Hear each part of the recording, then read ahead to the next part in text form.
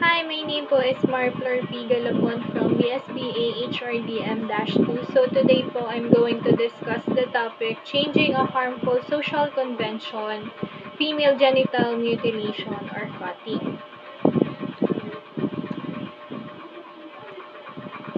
200 million women and girls alive today are affected by female genital mutilation.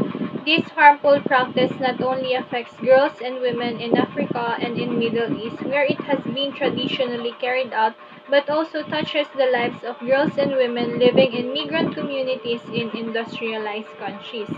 Although concerted advocacy work over recent decades has generated widespread commitment to end this practice, success in eliminating female genital mutilation or cutting has been limited with some significant exceptions. So, meron pong dalawang picture. Yung picture sa upper part, that was Mona Omar. She was raising awareness and sessions about female genital mutilation, and may hawak po siyang poster na nagsasabi na from the medical perspective daw po, female genital mutilation is or the most harmful practice. And doon naman po sa may pangalawang picture, yung nasa lower part po na picture, that was a poster or a slogan saying that female genital mutilation is global, but so the movement to end it. So, what is female genital mutilation or cutting nga po ba?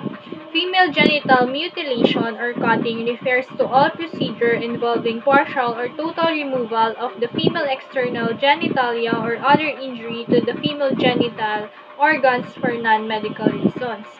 So, it has four types po. Type 1 is the clitoridectomy or the partial or total removal of the clitoris. Clitoris po is enable us women to feel sexual or experience sexual pleasure. And the purpose, the prepuce po is the clitoral hood or fold of the skin surrounding the clitoris.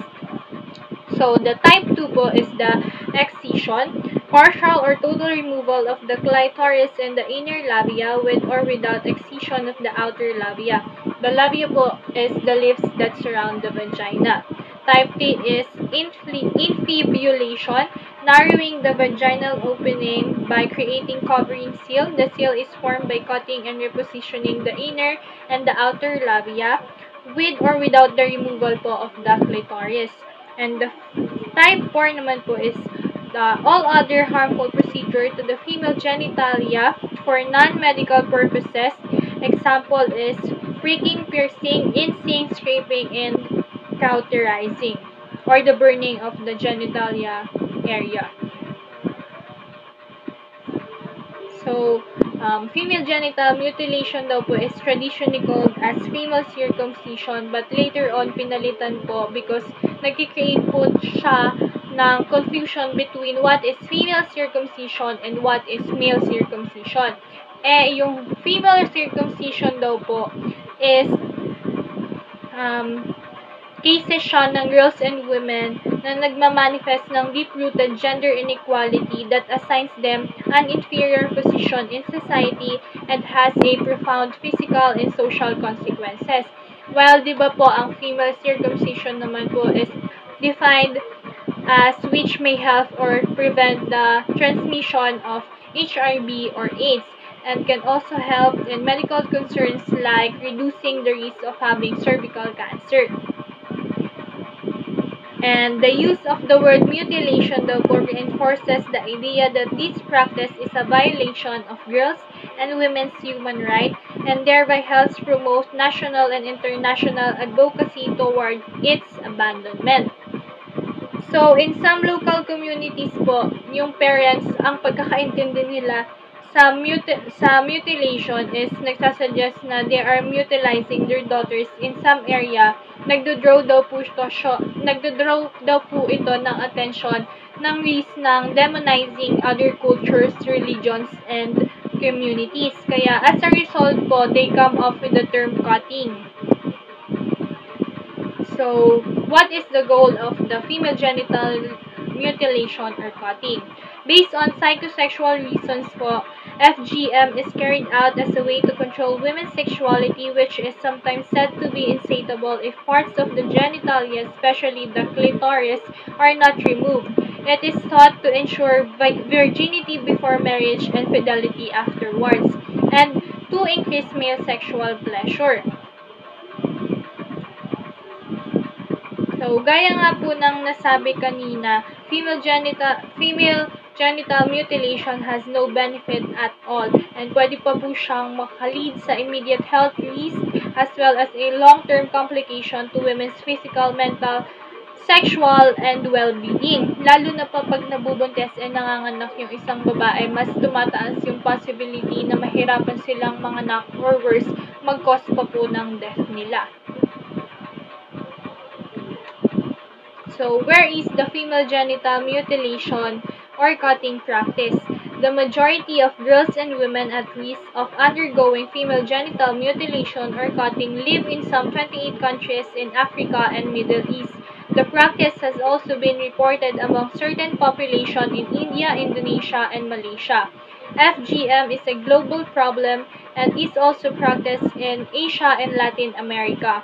Among immigrant population living in Western Europe, North America, Australia, and New Zealand, female genital mutilation also continues to persist. The most reliable and extensive data on prevalence of nature of female genital mutilation are provided by demographic and health surveys and multiple indicator cluster surveys. Prevalence po is defined as the percentage of women aged 15 to 49 na nag-undergo na ng some procedures of female genital mutilation. So, the social dynamics of female genital mutilation. In every society in which it is practiced, female genital mutilation is a manifestation of gender inequality that is deeply entrenched and social, economic, and political structures. In practice, however, this dimension is not explicitly addressed and may not even be recognized by those who support and perpetuate female genital mutilation. So, there are some cases po na kahit alam ng parents or other family members na pwedeng mag-cause ng harm ang female genital mutilation, both physical and psychological, para sa mga anak nilang babae, they still organize the cutting po of their daughters because they consider that this is a part of what they must do to raise the girl properly and to prepare her for adulthood and marriage. Just like po ni Manika po, a woman in Central Guinea, shinare niya po niya sa lugar nila, obligation daw po ng mga magulang ang cutting and hanapan na asawa yung mga anak nila. And because of that obligation po, it creates po social convention na pag hindi sinunod or ginawa, is pwedeng mag-lead to shame and social exclusion. So, meron din daw po sa Nigeria na bago magpakasal, dapat i-check muna ng magiging mother-in-law ng girl if nag-undergo siya ng cutting para masiguro na virgin pa siya bago ituloy yung kasal. So, kahit na alam na po nilang may kaakibat na harm yung gagawin nila or kahit alam nilang mali na, ginagawa pa rin nila kasi mas lamang yung concern nila na baka ma-outcast or ma-stigmatize sila doon sa community nila. Changing the social convention towards the abandonment of female genital mutilation. As with any self-enforcing social convention, the choice of the individual in the case of female genital mutilation, a single family's choice or whether or not to cut its daughter or daughters, is conditioned by the choice of other. This social pleasure tends to perpetuate in practice. It can also be the key to promote rapid collective abandonment. The practice of food binding in China, for example, which lasted some 1,000 years, was abandoned in little more than a generation. So, kahit na daw po ganun yung thinking, may chance pa din na mabago yung pagkakakilala natin or kung pwede pa nating ma-abandon yung tradition ng female genital mutilation, kagaya na lang nangyari dun sa foot binding sa China. So, community-based action. So, abandoning female genital mutilation po, meron silang nabuong 6 key elements for change. Concrete field experience together with the insights from academic theory and lessons learned from the experience of food binding in China suggest that 6 key elements can contribute to transforming the social convention of cutting girls and encourage the rapid and mass abandonment of the practice. So the first one is a non-cohesive and non-judgmental approach whose primary focus is the fulfillment of human rights and the empowerment of girls and women. Second, an awareness on the part of a community of the harm caused by the practice. Third, the decision to abandon the practice as a collective choice of a group that intermarries or is closely connected in other ways. Fourth, an explicit public affirmation on the part of communities of their collective commitment to abandon female genital mutilation or cutting.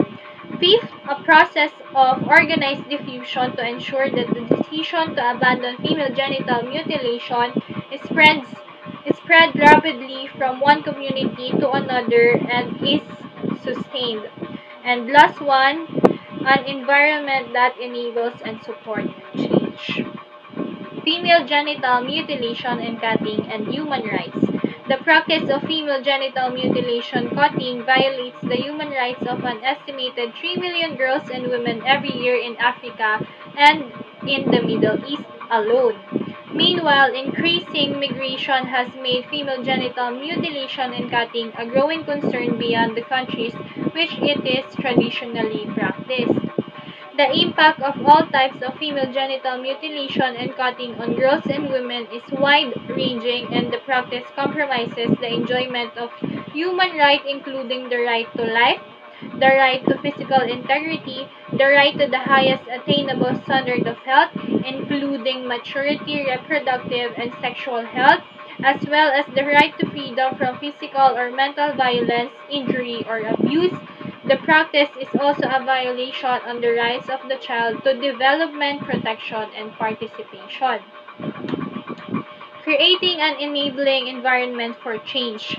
Communities need support if they are to abandon female genital mutilation or cutting on a large scale. National government must create a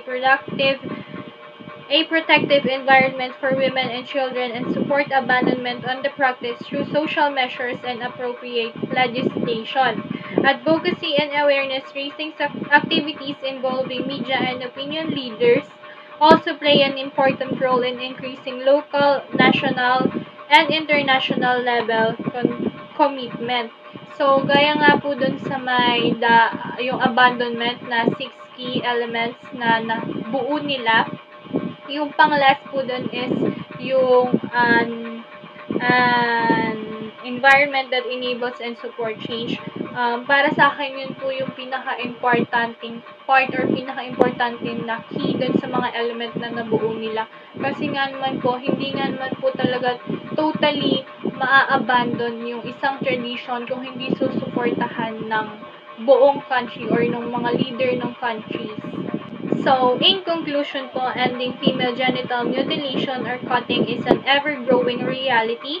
The basic knowledge of how best to support communities to end female genital mutilation or cutting exists today. It can be applied widely within and across countries with global support. It is conceivable that female genital mutilation or cutting can be abandoned in practicing communities within a single generation. So, para po sa akin, kaya may hawak si Mona Omar nung poster na nagsasabing from the medical perspective daw po, the most dangerous or most harmful practice yung female genital mutilation. Aside sa mahirap na siyang gawin, aside sa dangerous na po siya, wala pa po siyang nadudulot na maganda sa health ng mga babae or ng mga bata na babae. So, kaya din po siguro nasabi dun sa poster or dun sa slogan na female genital mutilation and cutting is global, but so the movement to end it is gaya dun sa pang-anim nga po na key element para ma-abandon yung female genital mutilation, na global kasi yung tradition na yun. So, dapat global din yung pag-support para ma-abandon siya. So, kailangan pwedeng gawin na siyang batas, pwedeng magbigay na ng order yung mga president ng country. So, para po talagang ma-abandon na yung tradition na female genital mutilation and cutting. So, doon na po nagtatapos